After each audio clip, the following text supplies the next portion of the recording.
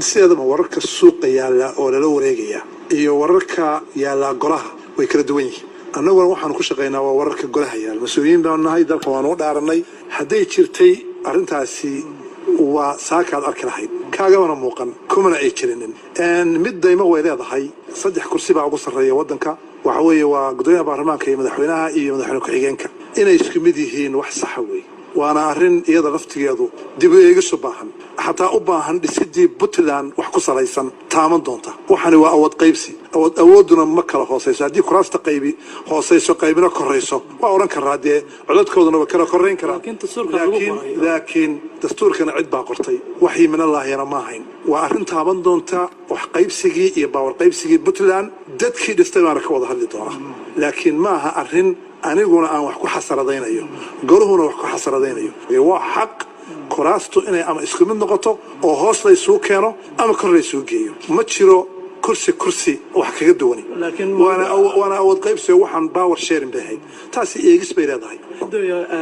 waxaa jirtay inaad baarlamaanka xilligaas oo kale dastuurka ansixinaya aad ka mid ahayd, markaas kuma muuqan miya maanta aad gudoomiye tahay ku muuqataa? anigu maalinkaa gudoomiyana ma ahayn. xilligii u horreeya baarlamaankaan soo galay bayna ahayd. baarlamaan wuxuu yahay iyo wax kuraastu kala tahay midnana ma fahamsanayn. eedna taa kuma yeelan karo.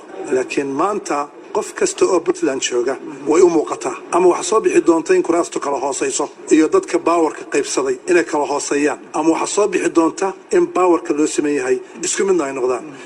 dhanka kale waxaa jira in la leeyahay madaxweynihii iyo gudoomiyaha baarlamaanka waa iska hayaan. arrintaasoo kale gudoomiye ma jirtaa? maya, ma jirto. waxay sahaynana ma ogi. wax ceeba oo aniga madaxweynahan dhex yaallana ma ogi. meel aanu isku qabanayna ma jirto.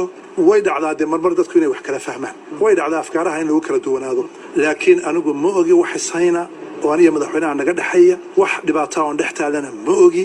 isna inuu og yahay u malayn maayo. waxay leeyihiin gudoomiyaha baarlamaanka wuxuu farta wadnaha uu kaga hayaa in uu xilkiisa uu waayo mooshin laga keeno. sidaasaa la sheegaya. wadnaha farta kuma hayo. kursigani wuxuu ahaa hadaf aan lahaa oo aan xaqiijiyey. 2 jeer hore aan u tartamay. dadka waxaan baray siyaasadda in loo sabro. mar saddexaadkiina waan ku guulaystay. marnana ma caajisineed xuuna iguma iman. waan jeclaa hadafkaygana xaqiijiyo, waana xaqiijiyey. laakiin aad uma caashiqsanay inaan kursiga aan ku adaygo oo idhaahdo kursigaan fadhiyaya. laakiin waxaan aaminsanahay ummadda mas-uuliyaddan u qaaday inaan ugu shaqeeyo kuna matalo. kursigaa soo hadhay. kursigu maktuub cindallaahi weeye intaan fadhiyayo. nin ila jecel iyo nin ila necabba. waxa weeye haddii golahaygu ay u arkaan inaanan hogaamin karin ama shaqada ay madeen aanan ku filayn, iyagaa ii sheegi kara iyagaan cod bay qaadin. waana ka soo degaya xagga dambaana fadhiisanaya, weli waa ku sheegaya. laakiin iyada mid ma yeeri doono, goluhuna ma yeeri doono, aniguna ma yeeri doono. in golaha cid ka baxsani oo ama suuqyada joogta ama maslaxado kale iyo dana kale Puntland inay iyadu golaha iyaga ay khalkhal soo geliso oo faraha la soo gasho kama yeeri doono. laakiin gudoomiye dadka ku naqdiya waxay leeyihiin gudoomiyuhu madaxweynaha oo kale oo barbar yaacaya oo madaxweynaha Soomaaliya iyo ra'iisul wasaaraha Soomaaliya tiimka la isku dhaho nabadeenol buu ku xiran yahay. marka arrintaas ka war. aniga iyo madaxweynaha isma dhinac yaaci karo. madaxweynuhu waa madaxweynihii dalka, qof ahaanna isagaa ugu sarreeya dalka. hay-adahaanna hay-addan aan odayga u ahay baa u sarreyso baarlamaanka, hay-adaha dowladda. shaqooyinkayaguna dastuurka kale calaamadiyey iyo xeeroosaadka golaha iyaga.